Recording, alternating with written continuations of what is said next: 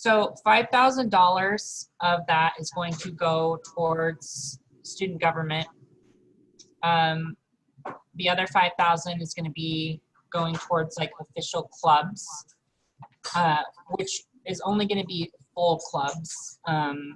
So you have to be like registered with ASU, you have to have a faculty advisor, etc. And then also 2,000 of it will need to go towards maintaining Sun Devil Sync for online students. So part of what we're going to be working out in the Constitution is how to allocate those funds. And thankfully, we don't have to worry about giving away the money. We're just going to determine how it's allocated, and then Casey Francis is going to be the one who is going to be giving the money out, depending on how it's allocated. So, but that's actually a really big deal because she's been trying to do that for a long time. So it's really exciting that we are actually able to get funds for the first time for online student organizations. So, do you guys have any questions or any thoughts or anything before we kind of get started? I guess for as far as positions and stuff go for that, because I know like on Emily's side of stuff, there's like the chief of finance and stuff. We just don't need to worry about that because technically Casey does everything, correct? Mm-hmm. Okay. Yeah. Yep. So Casey Francis, or whoever they delegate the responsibility, it'll be handled by faculty essentially. So we'll determine like how the funds are allocated, like how much group gets and how that's determined. And then faculty will determine, or faculty will be the ones that actually disperse the funds. Okay.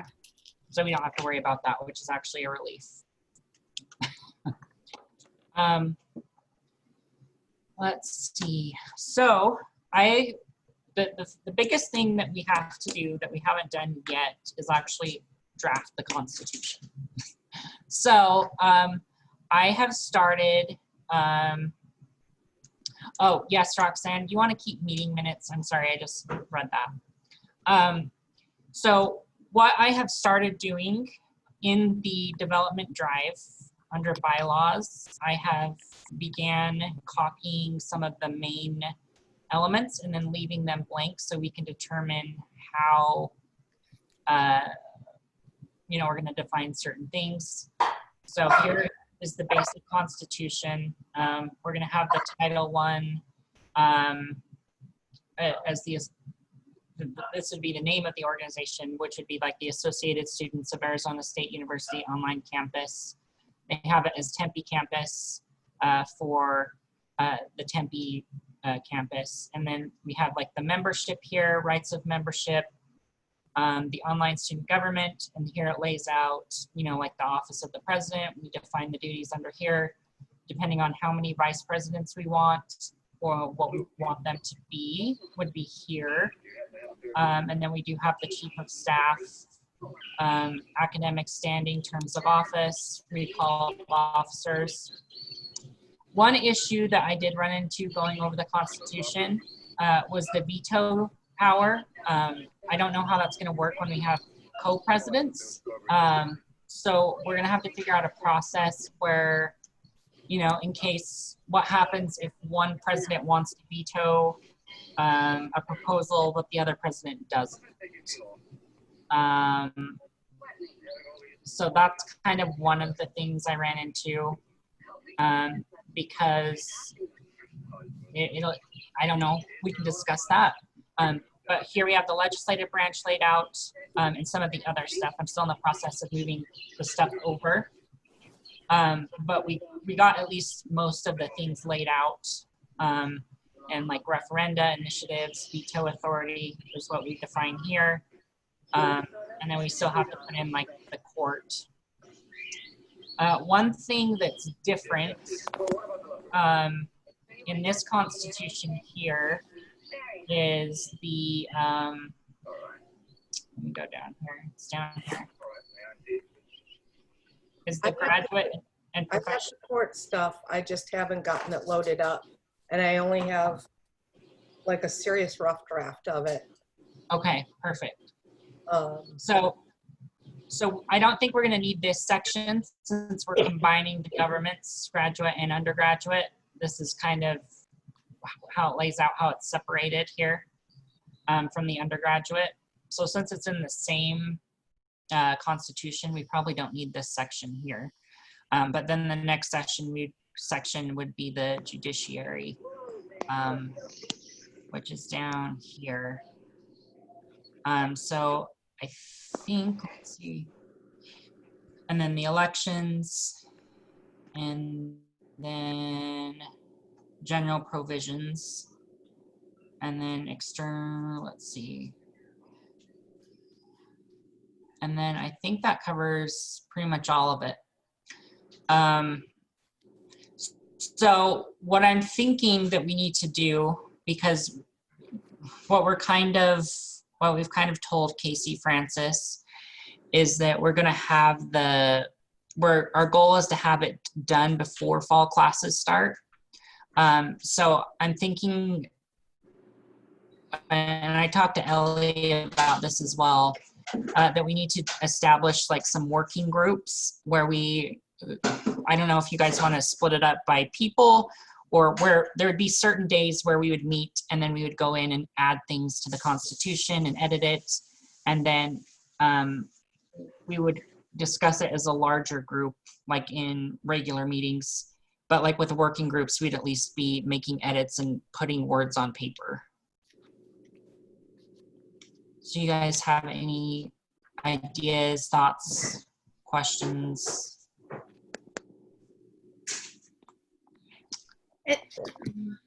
Yeah. Is this like what we've already been doing for like our bylaw stuff? So do you want us that's been working on the different branches to basically be like the head person in charge of it? Yeah, I think it's going to be kind of like how we already did it. So, Okay. Allie, you working on executive, or was that Emily? Emily is the executive. Okay, and so Allie, you'd work more like on legislative. Yeah. And so, and then we do have new people joining us, so we can see like where they would want to help out. And then maybe, so you guys would be the point person for those sections. And then we would still have our weekly like group meetings like as a whole. And then we can go over like changes and discussions, and maybe if you guys have like debates or uncertain about something, we can decide on that as like a group. Okay. Does that sound okay? Okay. Person on iPhone, hello, commented, I'm new to ASU. How does this help new students like myself? So the goal of student government is to represent the interests of online students, and they are different than on-campus students in a lot of ways. We're dealing with different challenges. There's a lot of parents that are working from home. We have military. So our goal is to ensure that online students are still getting equal representation in the eyes of the university, and that we're able to participate in the decision-making process. So that's kind of what our goal is here.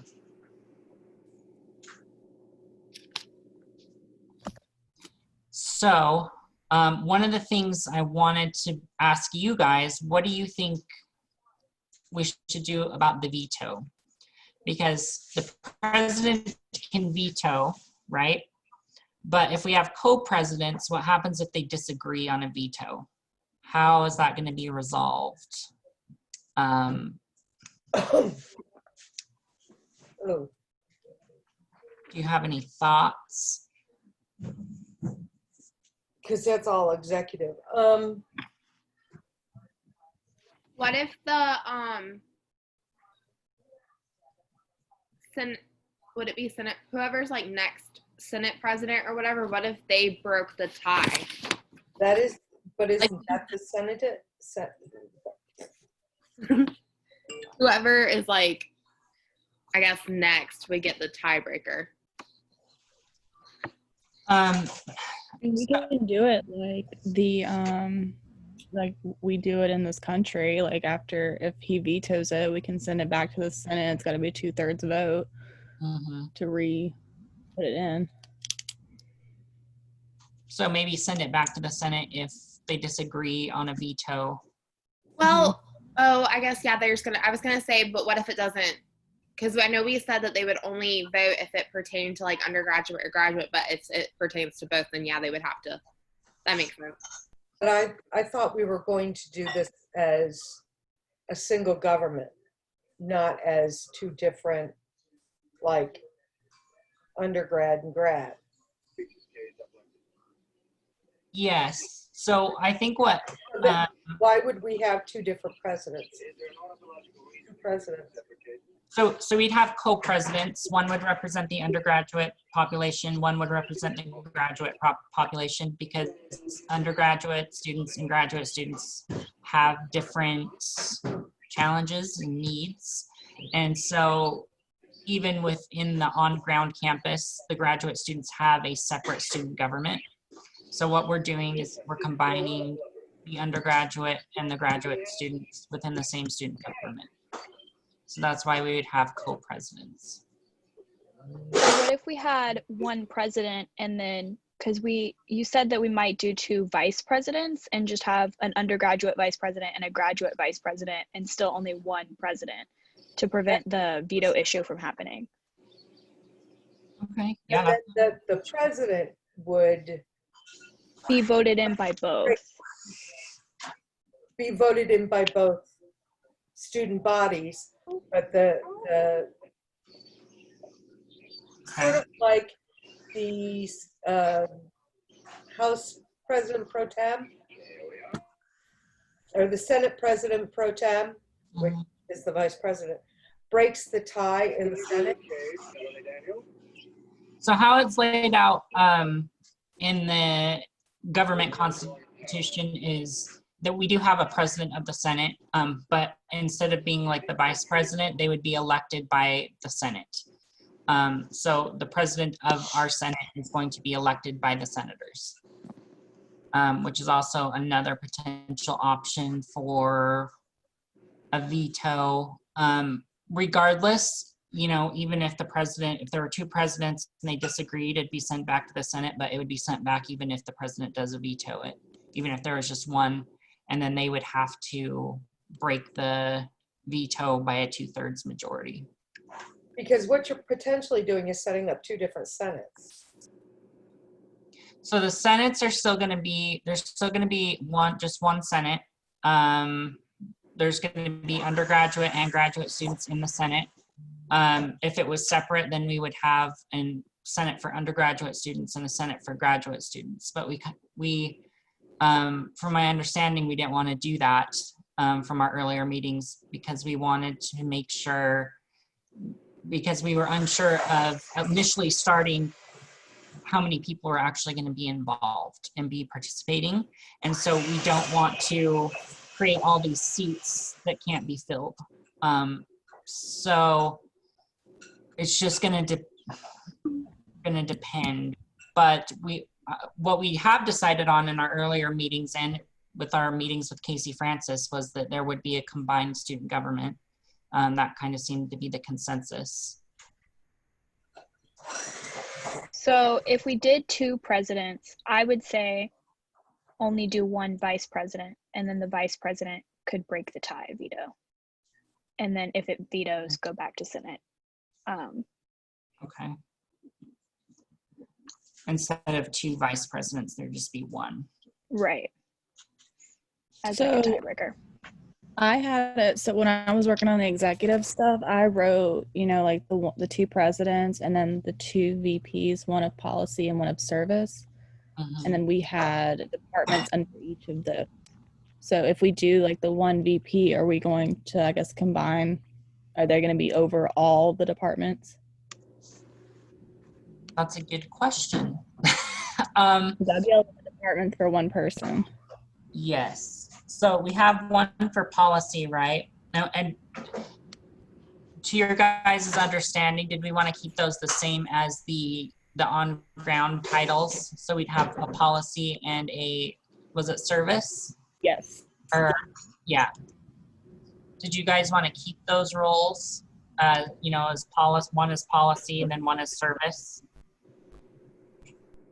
We could alter them if you think there would be a better name or better, different duties. That's something we could also do. Yeah, I was gonna Just say what you guys think. keep it the same, but then like change and make it more unique for the online government, because things could, like the titles and like responsibilities and stuff, just be related to online stuff. I think we could still do 2 vice presidents, but maybe we could assign one of them to be the tiebreaker in the case of there's like a veto deadlock. That way, only one of the vice presidents would have that duty. What do you think about that idea? We could make, so I'll say like, okay, the department that I put under the VP of policy is like the Department of Legislative and University Affairs.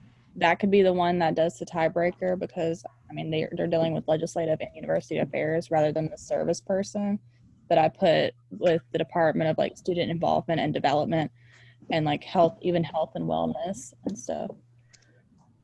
So like the policy person, that could be an extra job for that one. That makes sense. You guys think that that sounds like a good idea? So our policy vice president would serve as the tiebreaker in the event that the co-presidents can't agree on a veto. Does that sound fair? Any concerns about that? So let's just say that the graduate president wants to veto something that is important to the undergraduate. And our tiebreaker is a graduate student.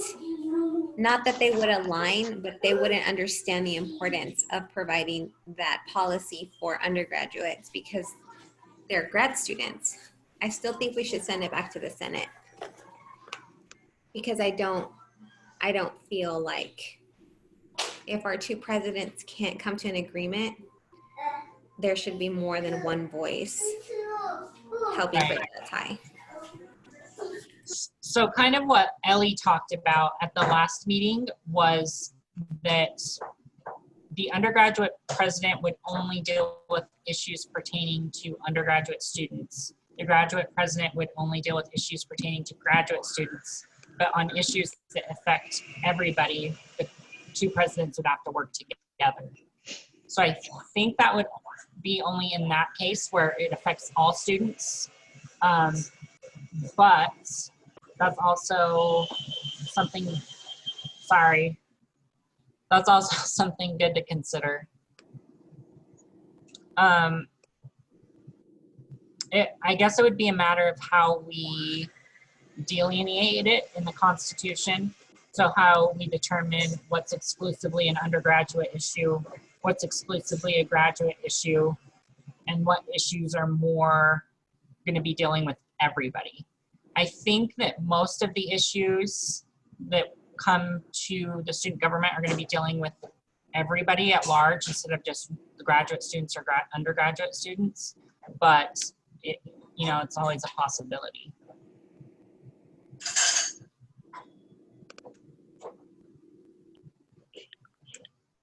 But that's the only like major glaring issue I noticed in the Constitution that I didn't think about before was the veto. So we can probably, I mean, because even if a veto, if the president vetoes something, it's automatically going to get sent back to the Senate regardless. And then they can overrule it with a 2/3 majority. So even if the next person was a graduate student and they were vetoing something, just hypothetically, it would still go back to the Senate, and then if the Senate breaks it with a 2/3 majority, then it would still pass, if that makes sense.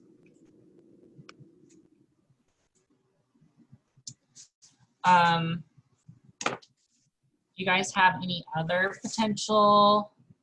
Let me share my screen again so we can look at this. So this is in the drive. I think everybody has access to it. It's in the development folder. under bylaws and constitution. One thing that I thought was interesting was the college council enactment, which says that students in each college, school, and degree awarding program reserve the right to establish a college council to further the effectiveness of OSG and to provide adequate representation on the college level. So I think this has something more to do with committees. Does that sound about right? Is that what it's kind of talking about, or? All of the committees are like, where are they? They list them out. The committees are like finance stuff and different things like that. But we could make it to where it is based on the colleges instead of that. Okay. Yeah, because I wasn't really sure. Oh, here's the committees here. And we were going to leave language in the Constitution that allows it to be Whatever we want it to be. Yeah, to allow it to change easily if we needed to have it change in the future, which we probably will as student government grows. But initially, because it's something that we're just starting, I think it's not as many people are going to participate as we may anticipate or want to participate. So that's kind of the issue that Casey was discussing as well, about creating a bunch of seats that people may not fill. So it's just really going to depend on the participation that we get back from the online students. Well, it may start and die with us. I mean, you never know. Yes. Also, I have a question. Yes. So I'm part of a science club called Ideas, and we have like active membership points. Is that going to be a thing for student government where like you get a certain amount of points for promoting the club, for showing up to the meetings and all that stuff in order to maintain active membership? And therefore you could run for a position, or is that going to just everybody's a member? So let me show you what they have for the membership here. I don't think they have membership points because it encompasses pretty much the entire student body, which would be almost impossible to keep track of just because there's like over 30,000 online students. But if you mean like in terms of officers, maybe that's something, sorry, I'm just trying to find membership. I guess I kind of meant more of along the lines like, let's just say we're trying to hold the office like elections, and there's been people that have been like heavily involved and like been at every single meeting, and then there's just one person that joins that day of and they decide that they want to run. So like I guess I want to say like, could we do something to prevent someone from just showing up randomly and wanting to join and like be someone in the club and not having any involvement whatsoever and just showing up just because they want something on their resume? Or should we do like something where like they have to be actively participating in order to like be someone in the club or like have the ability to take part in the elections? That's a good point. Go ahead, Rebecca. Well, what I was going to say was, in order to run for an office, you're going to have to be obviously part of the student body. You're going to have a certain GPA. There are certain criteria that you're going to have within the online campus, obviously. That's the kind of participation we're looking for. You're also going to have to be able to like have office hours, be available on Zoom or whatever platform we're using this week. You're going to, there are certain things, certain criteria, certain things you're going to have to do. You can't just show up and go, hi, I'm the president. No, you're going to have to go through certain things. Same with the judiciary, same with, as I'm working through it and I'm using the guidelines of the GSPA, GPSA from, I think it's Phoenix. as a kind of a guideline, you know, they have some really strict ideas on who can be a judge, what the clerk does, what the judges do, who's got to show up for what and when and where. And, you know, you can't just show up on the day of and just be. You have, Right, I understand that, and that's why I asked the question, because I wanted to know what the requirements were. you know, we haven't really set up. So here's how the Tempe campus defines membership. All registered undergraduate students enrolled in at least 1 credit hour through the Tempe campus, for us it'd be the online campus, of Arizona State University, and only such persons shall be members of the online student government. All members are entitled to vote, to hold office in the online student government if qualifications for candidacy are met, and to exercise the various rights of membership. And then there's also the GPA requirement. I think it's down here, but to hold office, there's also a GPA requirement. I mean, unfortunately, like with democracy, I think that it's gonna just depend. I don't know if it's possible for us to keep like hours for every student and how that would work and everything. But unfortunately, like with democracy, it's gonna be up to the student body. So like hypothetically, even if somebody showed up and said, hey, I wanna run, and most of the people voting voted for them, I don't think there's really anything that we could do about it if they are the ones that get the most votes. So it's just really gonna come down to what the students vote for.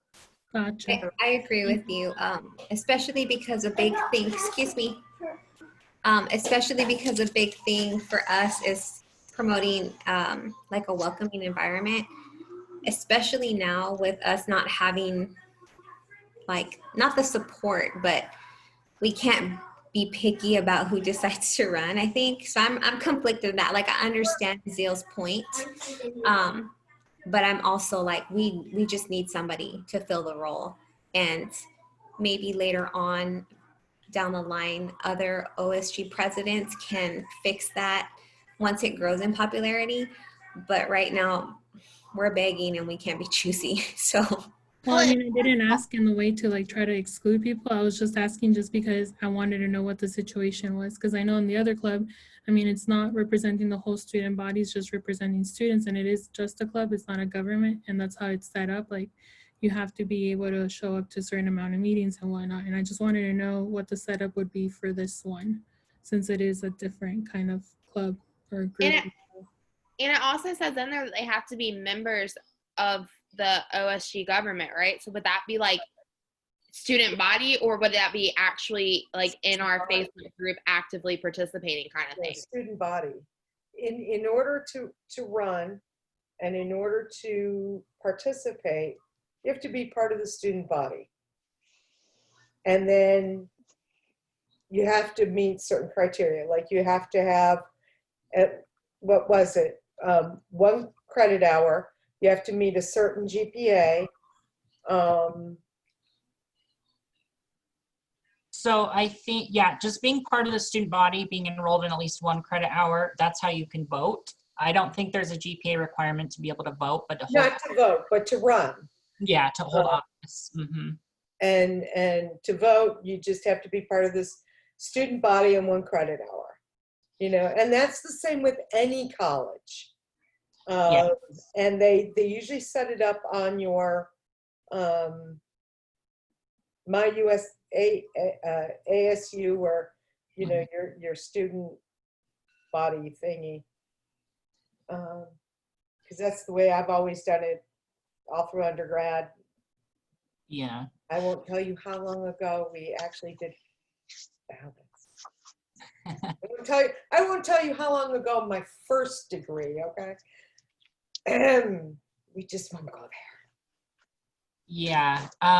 With clubs, it's a lot easier to do stuff like that because they're smaller. You can keep track of people better. We can't do that with 30,000 something students. Because, you know, people may want to vote in the elections, but they may not be attending meetings.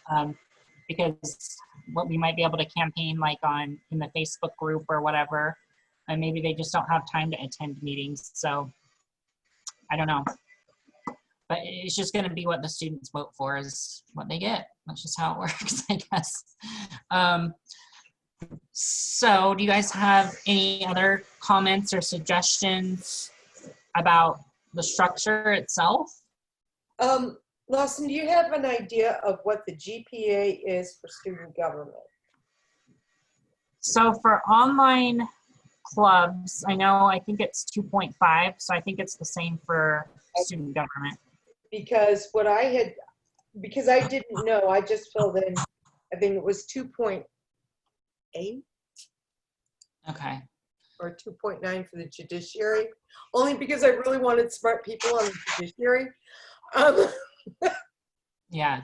I'm tired of stupid people being judges. Oh wait, that was my out loud voice. Sorry. I've worked with stupid lawyers before, so. In the we just established a constitution not that long ago for the LGBT students organization. And I'm pretty sure the GPA requirement was like 2.5, or maybe it was even 2.0. I can't remember. Something 2 point something. Oh. Yeah. So what we need to do, I think, is establish working groups, because we need to have this done before fall classes start. So we're going to have to actually start putting words onto paper here. And so the good thing is that I already started with the template. So we basically have a template that we just have to go in and add stuff to.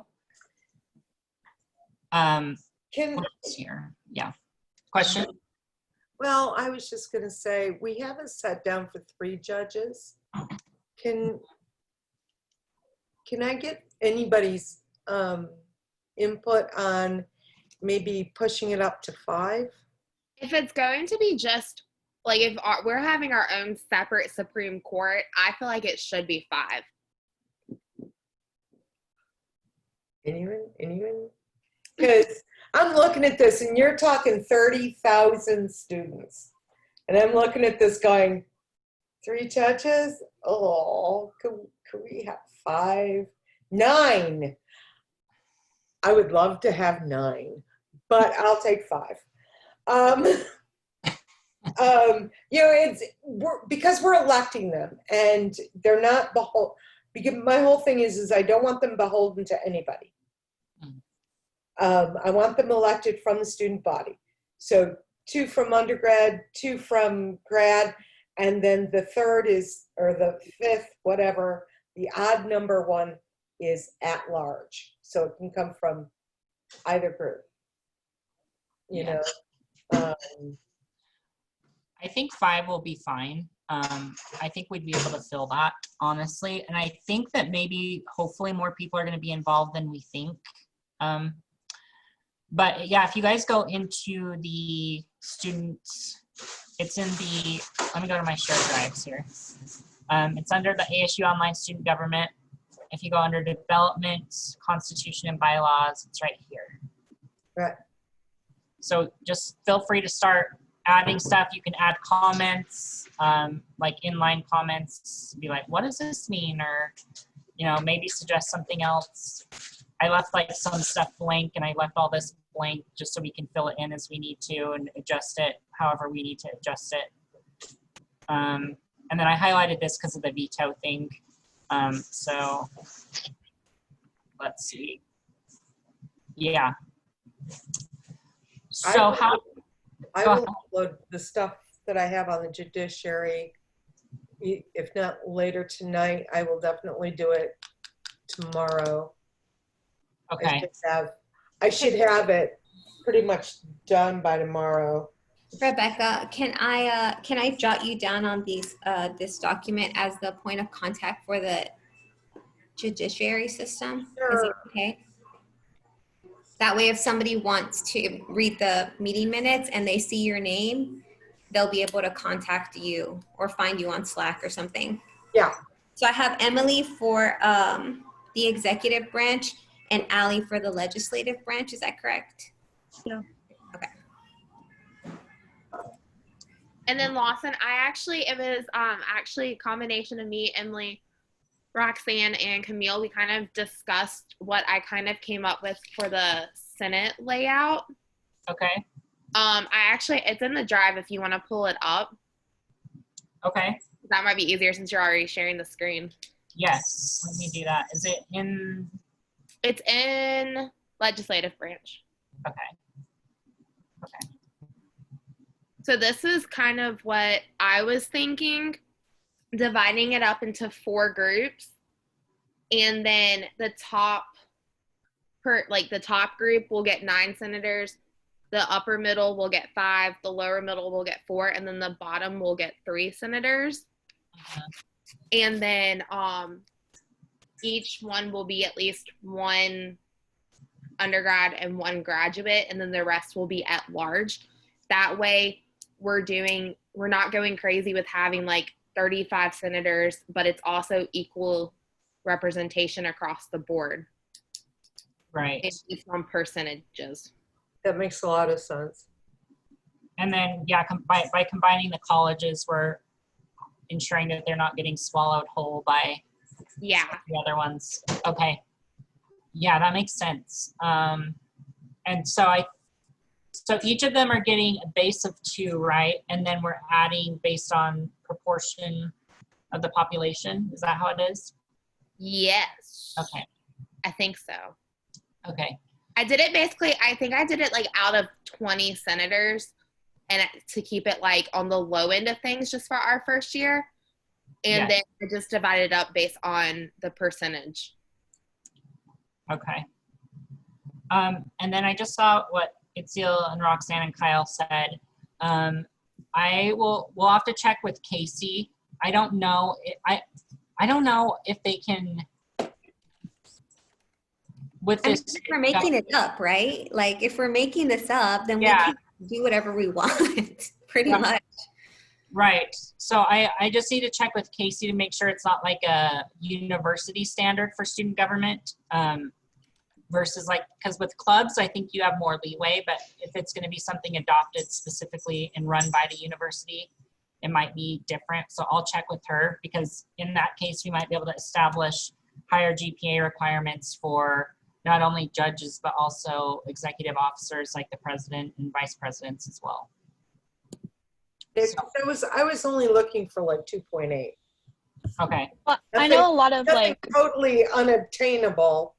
You know, more your average, kind of relatively average. I know a lot of like, for example, Greek life obviously would not be applicable to online, but their minimum is 3.0, which is different than most clubs. So I don't think it would be out of question to raise at least for people holding positions. Yeah, my sorority for executive was 3.2. Yeah, I don't think it'll be a problem. I'm just going to double check so we don't like put it in there and then present it to the leadership and they're like, actually, so yeah, I don't think it'll be a problem now. So we can at least put it in there for now, and then I'll put like a note that we asked Casey about it and just to double check. Yes. So with the working groups, how do you guys want to do this? Do you want to meet by your interests, and the point of contact will be the one in charge of scheduling like the meetings and actually going in and working on adding the stuff like in the middle of the meeting? What we did when we were building the LGBTQ Sun Devils and Allies group was we would have meetings and we would do a Zoom call just like this, and then we would share the screen and we would all talk and add stuff in as we were all talking. So like one person would be typing and then we'd be adding, ideas and suggestions. So I'm thinking that we can do something kind of like that in the Google document. Yeah, I like that. So like 25 people won't be trying to. Yeah. And then if there's like any controversial issues or whatever, it's something that we can discuss as a whole and resolve. So do you guys just want the point of contacts for the different things, do you guys just want to be the ones that set up the meetings, determine, what people want to work with you and what time would work best for them and all that kind of stuff. Does that sound We could do that. Yeah. okay? Kyle, this is the first time I've seen you. Do you have any like particular interest on like a certain committee that you'd like to work on, or? Which don't we have a, whoop, I went away. Don't we have a large group meeting next Tuesday? Yes. Okay. And Kyle, I think your mic isn't working. I can't hear you. I see your mouth moving, but yeah, you can. I can kind of hear you. Can you hear me now? Yeah. Okay.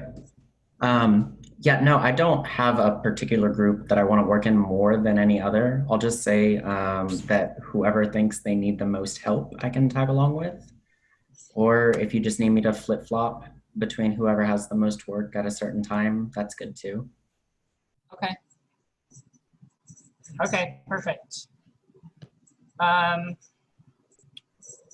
And then I think Ellie wanted to work on executive with you, Ellie. Was that right? With Emily. Or Emily, sorry. According to Emily. Yes, okay. And then I did my job and I found a potential hole in the Constitution. So I'm gonna kind of do what Kyle's doing. I'm gonna go like from group to group and see where I can help you guys out the most and hopefully be helpful to all of you. So I think what I'm gonna do is I'm gonna post in the group and tag Allie, Emily, and Rebecca as like the point of contacts for the different committees. And I'll say, if you're interested in working on this committee, please reach out to this person or comment so they can reach out to you. And that way you can kind of, you know, get connected with them and, you know, start putting stuff together. So not that we're in a race against time, but we're in a race against time. So we're gonna try and get this done as soon as possible, at least before fall classes start. Go ahead, Rebecca. Have we started on a mission statement? Because that's like something that we have to have put together first, right? From what I was tracking from the last Yes. development meeting we had, yeah, Ellie and Camille have been working on a mission. Okay, just making sure. The The preamble is probably something that we can incorporate the mission statement, kind of incorporate it into the preamble. There's also a section, I think that, let me check back in here. It's on, Just, yeah, this is just Yeah. establishes the Because preamble. We can probably put that. because that's going to be like the first thing we want to present them is, this is us. All right, just, Yes. So, okay, so Rebecca, you're gonna do judicial. And then it was Allie doing executive and, Legislative. no, Allie Legislative. doing legislative, no, executive. Emily is doing executive, Allie's doing legislative, okay, I'm sorry. Okay, I keep getting those ones mixed up. Okay, Yeah. question. Sorry, real quick. So on the outreach perspective, do you guys want us this week to circulate maybe like some graphics pertaining to your specific groups? And then tag you guys in them as a point of contact, like on Sun Devils Connect and other ASU groups? Yeah. Is that Yeah. something you guys are okay with? Because I don't want to like tag y'all and then people are like contacting you and then you're like, what is this? But if you're okay with that, I can get the outreach team to put together a graphic and a brief statement and then tag you guys in there so that people who see it can automatically reach you. sure. Not on our Facebook page, because obviously we know who you are, but I mean like out there in the ASU universe. Yeah. Yeah, okay. One other thing I forgot to mention, we had a meeting with during the meeting with Casey that Ellie and I had, we talked about something that Roxanne suggested, which was co-chairs on committees. So we'd have like co-chairs for development, co-chairs for outreach. And one of the things Casey mentioned was that they are looking for more diversity in the people they want as the co-chairs, because the co-chairs are going to be the ones presenting the proposals. And so one of the things they mentioned was diversity within like degree program, like where we are is like, you know, if you're an undergraduate or a graduate student, and also perhaps a male, because they said that the online population is primarily female. So that's another thing where they want to see diversity. Also more people of color, if we get the chance to have somebody involved. So Roxanne is going to be chair of outreach, and the co-chair is going to be Teresa. So, because Roxanne is an undergrad student, Teresa is a PhD student, and then Ellie is one of the co-chairs for the development, and I'm the other co-chair for development, which is for, and then Ellie's undergrad and I'm grad. So we have 2 co-chairs that are undergrad and 2 co-chairs that are grad. So if I could find somebody to fit the diversity check mark, can I do that? Yeah. Okay, because I have somebody else that I think maybe would be good too. Okay. Does anyone else have any questions or last thoughts, concerns? The bylaws, do we need to start like writing those up? Because we can start like putting them together if we want. Yes. You can go ahead and do that. When you get the chance, you can just start putting stuff in the Constitution as well. Just like start typing stuff. If you have a question about, you know, a certain thing, you can just highlight it or put like a comment, and then whoever's working on it can kind of write it down, or we can bring it up at the next meeting. So is everybody go with my Senate proposal plan that I had? Do we like it? I can change it. I can work on it. I like it. I think it'll work well. Mm-hmm. It took me a lot of math. I'm proud of you. I had to use my brain. I am. I'm so proud of you. Have you taken political statistics yet? No. You'll survive. You'll love it. You'll survive. They warned me about it. It gave me headaches. I cried. So I think that we're good then, unless you guys have anything else to add. There's going to be another meeting because there was other people that wanted to participate at a later time. So we're just basically going to discuss the same stuff. And if there's anybody that wants to join, like a legislative, judicial, or executive, I'll direct them to you guys. And you're also welcome to join the next meeting as well if you want to. I'm going to try it. It's awful late for me. Yeah, same. Yeah. I may be there. I have a question for Emily. Emily, since the appointed outreach positions are going to be technically under the VP of service, right? Is that for the y'all were talking about the public relations offices? So Yeah. I put those when we were in our meeting. I put those under the office of the president. Okay. As the Department of Public Relations, and then I put an undergraduate public relations officer and then a graduate public relations officer.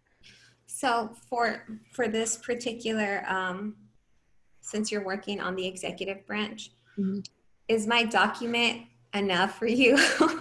Or do you want me to jump in on your work session? Because I don't mind. I mean, you can jump in definitely, but I'm gonna use that document and add it like with the bylaws and stuff, and I think it's really so it should Okay. be. And then the thing that we decided with the veto was the vice president of policy would serve as the tiebreaker in the event that the presidents disagree. Does that sound right? Okay. Okay. Any other last words or thoughts? Oh, something that we kind of discussed at the end of the outreach meeting, just after it, was we were talking about the having a committee for election code and having a committee for the Supreme Court rules, just because they are designed for the on-campus, and so possibly having a committee to help work on them for an online structure. Yes. That's a really good idea. And then Rebecca, I had a question. So with the Supreme Court, are you having seats like a certain amount allocated for like undergraduate and graduate, or is it just kind of whoever runs and gets With it? the Supreme Court, there would be like, okay, now that I have 5 judges, 2 judges directly elected out of undergrad, 2 judges directly elected out of grad, and then the 5th seat would be at large, whoever. And that way, nobody's beholden to anybody. And so we don't have accusations from anybody of favoritism. You know, I don't. Right. I'm over that. That makes sense, because I think that gives the 5th seat, you know, it doesn't unfairly disadvantage undergrad or grad, you know, Right. Anybody can elect them. So. And what we could even do is that 5th seat would be whoever got the most votes out of all the ones after the 4 seats got filled. You know, that works. I just have a question on that, if you don't mind. Sure. So I haven't looked at the graduate population compared to the undergraduate population, but doesn't that give an unfair advantage? I'm assuming that the undergraduate population is exponentially more than the graduate population. Would you be doing like a percentage of the people who voted, and then based it off of the percentage of people who voted, as opposed to an actual raw number? You mean that last, you know, let the that's just kind of a throwaway kind of thing. I don't know. I haven't yet figured out how to allocate that last seat. It could just be, it's an at-large seat. The 2 judges from graduate, the 2 judges from undergrad, that's a done thing. The 5th judge would just be kind of like popular vote. I mean, and you could hypothetically, for that last seat, only have graduate students running. You might not necessarily even have a undergraduate person that even wants to run after the first 2 spots are filled. Exactly. So, I mean, and that could just be tossed to the dice. You know, what we want is just people who are interested in running for that seat. And so you're going to have 2 undergrad. The idea is to have 2 undergrad, 2 grad, and then 1 at large. I don't want the judiciary to be beholden to anybody. So we don't want them appointed. We don't want them chosen any other way other than by the student body. So how that 5th one's chosen, I just haven't figured that part out yet. I think where it's an uneven amount of seats in the first place, an odd amount of seats, no matter what you do, somebody might perceive it as something that might be disadvantageous to them. But I think that, you know, it's just how it's going to have to work. Yeah, the whole idea behind the odd amount of seats is you will always have a tiebreaker. Also, excuse me.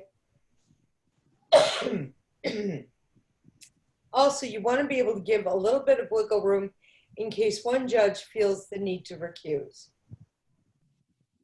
So, you know, I kept trying to juggle that 3-judge thing, and I didn't have enough wiggle room in case somebody had to recuse. So, you know, now I have that extra room. All right, well, it's the top of the hour. Do you guys have any last questions or concerns or thoughts before we end the meeting here? All right. Okay, well, I'll make those posts then. Identifying Allie, Emily, and Rebecca, you guys as the head of, or the point of contact for the different like legislative, judicial, and executive. And then people can kind of comment and you can reach out to them if they want to help you work on that. And then Malia, did you have any preference for, you know, where you want to be? I'm not like, it's not a super preference, but executive or legislative would be like my top choices. But either one, whichever one. Okay. Okay. Yeah. So, yep, just go ahead and, you know, you have time to decide if you want, and then whatever you want to do, you can go work with whoever you want to work with. Sure. But in the end, we all work together anyway, so it's Yeah. all good. Okay. Well, thanks for coming. Maybe I'll see some of you at the next one in a couple of hours. So, all right. We'll see you guys later.